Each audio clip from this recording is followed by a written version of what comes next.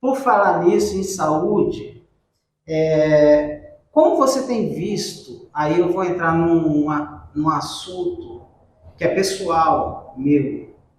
Você investiu vários orçamentos para o Hospital de Cataguases. E o Hospital de Cataguases em si é uma série de crises, uma atrás da outra. E eu estive doente há pouco tempo, na cadeira de roda, e precisei de trazer a público a situação, e depois ainda tem uma situação que eu nem posso expressar agora, porque depois, futuramente, estou esperando para ver o que eles vão decidir da vida deles, se eles vão entrar com ação ou não. Mas, como você vê, não só comigo, mas com vários cidadãos de Cataguases hoje que estão sofrendo com demora de transferência, falta de vaga, infraestrutura, tudo isso que tem acontecido com o hospital hoje de Cataguases. Eu, na minha concepção, o hospital é da população de Cataguases. Pertence ao povo de Cataguases. Só é administrado por uma irmandade. E nós temos dentro do testamento algo que traz para uma responsabilidade para o poder executivo.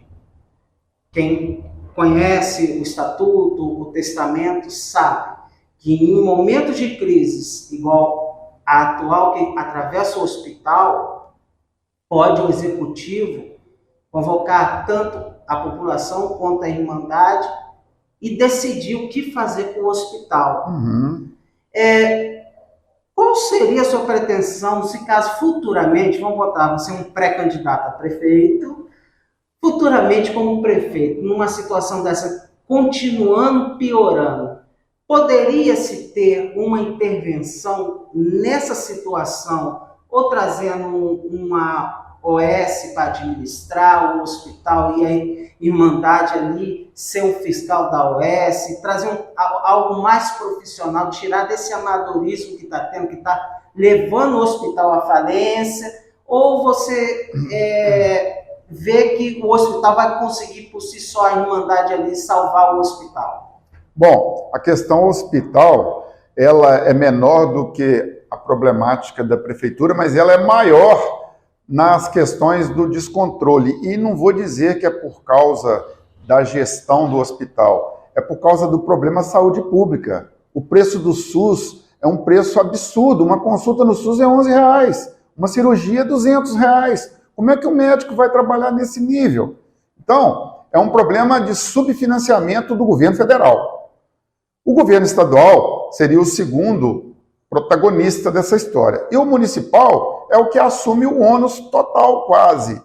Ele tem uma contratualização e dentro daquele contrato ele ajuda, né, passando e repassando os recursos que chegam para a saúde pública do município. Porque aqui a saúde é uma gestão plena. Então, a Secretaria de Saúde, ela tem autonomia, ela não faz o que o Estado pede, ela faz o que ela acha que é melhor. Se é gestão plena, isso faculta ter boa gestão, assim como faculta poder ser uma má gestão, ou uma gestão regular. Então, quem vai fazer a saúde ter uma boa gestão dos dinheiros públicos que chegam é a Secretaria de Saúde do município.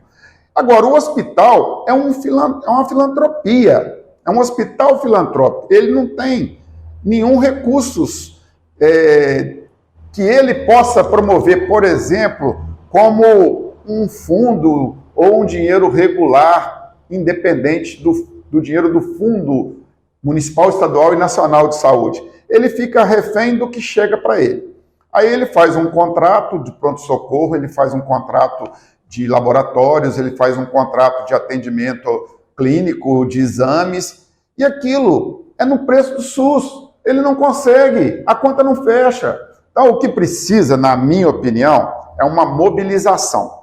E não é com a prefeitura só, não. É com os empresários, é com a prefeitura, é com o Poder Judiciário, é com o Ministério Público, é com as instituições, Câmara de Vereadores e associações ligadas à área da saúde. Para quê? Para juntar forças. E aí, o que todos falam que tem que ter, que é uma intervenção, eu acho que pode ser mudado para uma mobilização em defesa do nosso único hospital. Você passou mal, teve que ir para lá. Em 2020, após a eleição, eu tive pneumonia, fiquei 9 dias internado lá, no auge da Covid. Se eu pegasse Covid, eu estava já comprometido, poderia ser fatal para mim. Então, mas eu fui para o hospital da minha cidade, que era o único que tinha. A Assembleia queria me transferir, eu falei, não, eu vou ficar aqui. Aqui eu tenho os médicos que me conhecem, e eu conheço o hospital, eu confio no hospital. Então, o nosso hospital é digno de toda confiança. O que precisa de todos nós ajudarmos o Hospital de Cataguases. Eu conheço alguns exemplos como Baipendi, como Bom Despacho, a Iuroca, que a Corangola, a área da saúde lá é perfeita, assim, muito melhor, não dá problema. Tem mais de 50 médicos, tem até ressonância pelo SUS. Mas por quê? Lá eles fazem uma coparticipação, né? As pessoas pagam um mínimo e passam a ter um direito à cirurgia, a ter direito a consultas. Então, a prefeitura não pode ser a única ou a responsável pelo insucesso do hospital. Nem a provedoria, que não tem nenhum ganho por ser provedor, ele tem que prover recurso de outros. Então, o que precisa é os outros ajudarem. Muitos me criticaram eu ter mandado uma quantia alta para o hospital. Eu mandei mais de 10 milhões para o Hospital de Cataguases. E eu acho que não, acho que eu mandei pouco. Se eu pudesse ter mandado mais, eu mandaria mais. Porque não importa o que nível o hospital está hoje de dívida, importa que ele não pode fechar. Ele não pode perder o Hospital de Cataguases. Ele é do povo e é filantrópico. Então, cabe a todos os parceiros, inclusive quem tem plano de saúde, que usa o hospital, também ser parceiro, porque o hospital ele é um bem comum. Eu costumo dizer que, tirando a questão do povo, que é o mais importante, o hospital é a outra coisa mais importante que nós temos na cidade. É para lá que todos nós vamos se nós passarmos por uma dificuldade de saúde ou de falta de saúde. Então, eu entendo que é uma ação de todos, desde do cidadão assalariado até a prefeitura, passando pela Câmara, pelo Poder Judiciário, pelo Ministério Público, pelo Governo do Estado, pelas associações e entidades que atuam na área da saúde. E aí sim, a gente vai ter um compromisso também de muitos, para não ficar todo mundo saindo de perto do hospital e deixando o hospital ficar solto também. A gente precisa ajudar essa administração que assumiu há pouco tempo e não ficar duvidando que ela vai trazer, mas eles estão tentando, eu estou vendo que eles estão modificando muita coisa e o resultado não aparece na hora, não. Lá estava há 5 anos, se não me engano, sem pagar o fundo de garantia.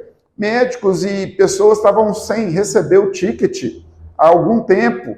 Ainda falta outras coisas que eles não podiam pagar, porque o dinheiro, então, é todo mundo junto. Prefeitura, cidadão, Câmara, Poder Judiciário, Ministério Público, usando os fundos e os recursos e a inteligência para poder, com criatividade, ajudarmos ao Hospital de Cataguases. Para concluir agora, Fernando, está chegando aí as eleições de 2024, sei que você é pré-candidato a prefeito.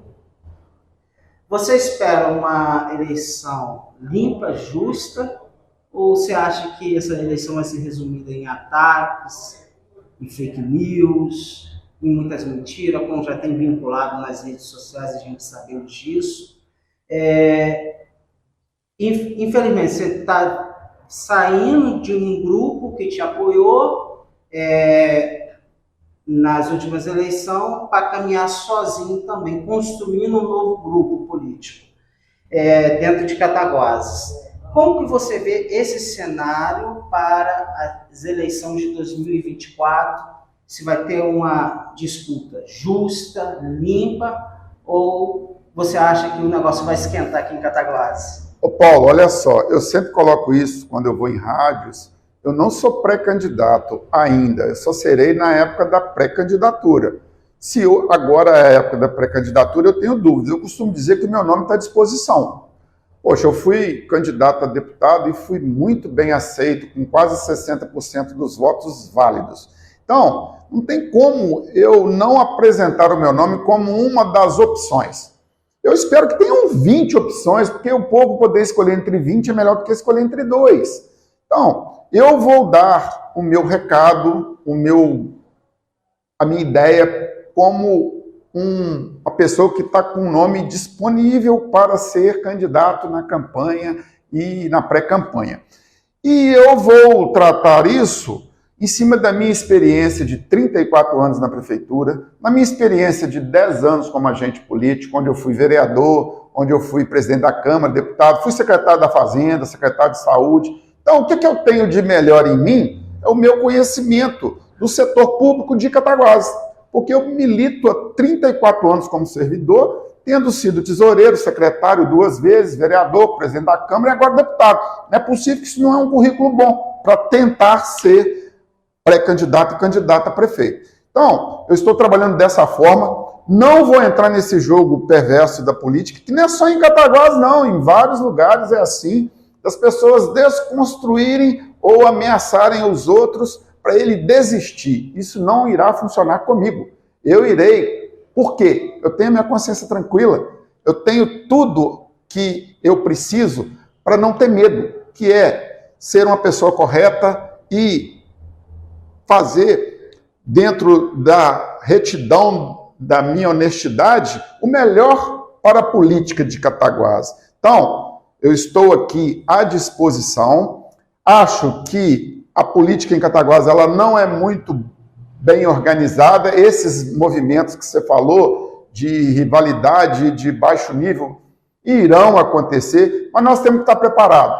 Sabe por quê? Todos querem cansar a gente, para a gente desistir, para ficar quanto pior, melhor. Porque quando está tudo ruim, tudo confuso, não tem culpado. É o sistema, é o país, é o Estado, é o todo, não é particularmente uma pessoa.